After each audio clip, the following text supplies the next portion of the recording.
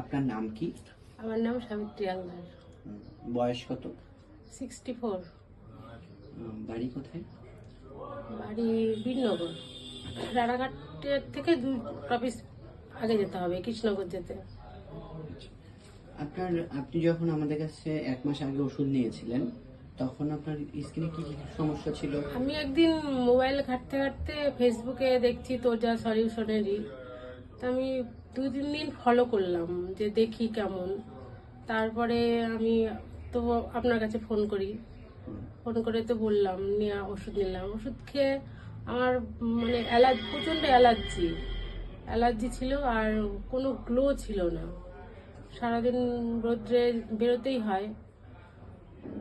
তা খাওয়ার পরে এখন অনেকটাই ভালো আছি। আপনার স্কিনে র্যাশ উঠতো? হ্যাঁ, র্যাশ এখন ওটা উঠতো, ঠিক আছে? এখন ওটা ঠিক আছে। আর গ্লেজটা আগের থেকে অনেকটা বেড়েছে। কি করেন বললেন আপনি? আমি ICDS এ কাজ করি। সকালে বেরোতে হয়? 11টা। জলটা ঠিকঠাক খান তো? হ্যাঁ, জল সাথে করেই নিয়ে যাই, জলটা অনেক খাই।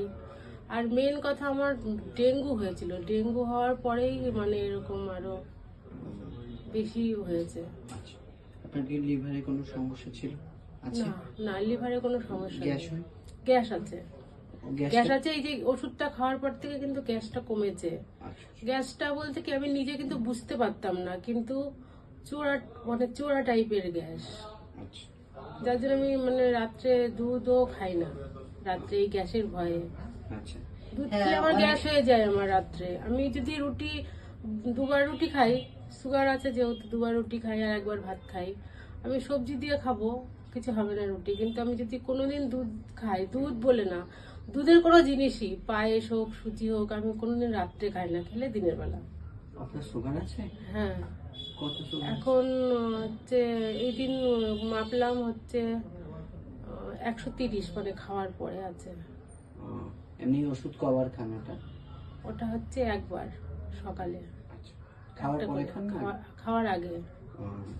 খাওয়ার আগে। আর নার্ভের ওষুধ আছে, নার্ভেরও প্রবলেম আছে।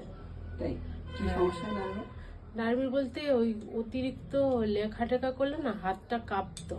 আচ্ছা, নার্ভের ওষুধটা খেয়ে আমি খুব ভালো আছি। অভিক চক্রবর্তী কল্যাণে তো দেখিয়েছি। আপনার কি এমনি ঘাড়ে ব্যথা ছিল?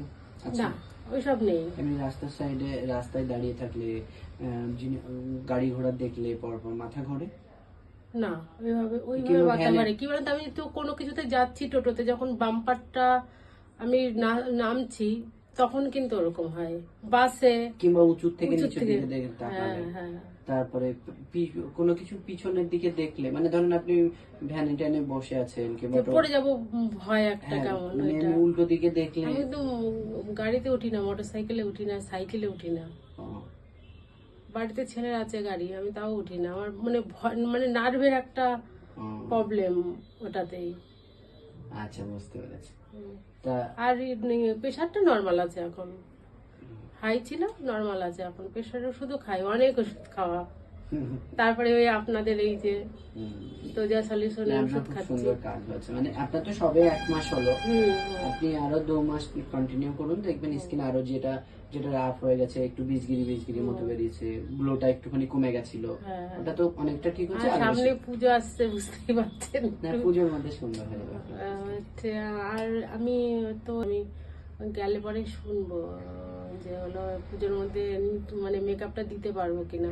এখন তো খালি ফেস ওয়াশটা দিয়ে সকালবেলা যখন আপনি মুখটা স্নান করার আগে, আর সারাদিন আর দিচ্ছি না। আর আপনি বলেছেন যে ওইটা দিলে পরে, ক্রিমটা দিলে পরে বেশি করবেন না, ওই স্নান করার আগে একবারই দিই ফেস ওয়াশটা। ঠিক আছে। আপনি আমাদের সেন্টারের নাম জানেন? হ্যাঁ, Toja solution. I love my Toja. Toja skin and solution. হ্যাঁ।